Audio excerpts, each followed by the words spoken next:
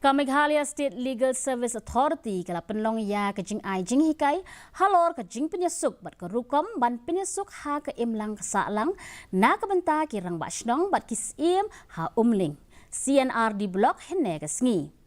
ha ke ni ke program lawan banishmenta de ki he officer badai pet baki bakentop ya UTTM sangma u officer ha kam bakerpang ke Meghalaya State Legal Service Authority bat kiwei ki officer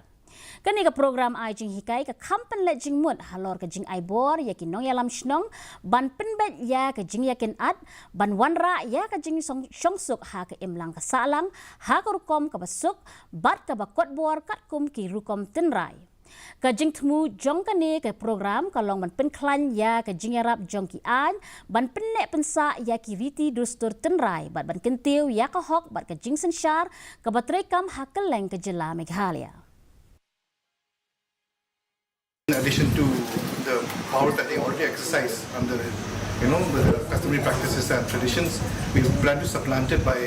maybe introducing the principles of natural justice into the way justice is administered, making justice more accessible, more fair, trying to balance the individual rights and also the power of the headman without taking away any of the powers from them. So these, as you all aware, that the 6th schedule of the Constitution, being a part of the Constitution, cannot be violative of any principles of the, or any articles of the Constitution. So we want to make the people aware of the powers that they can, the headmen especially, the powers that they can exercise, and also to balance individual rights.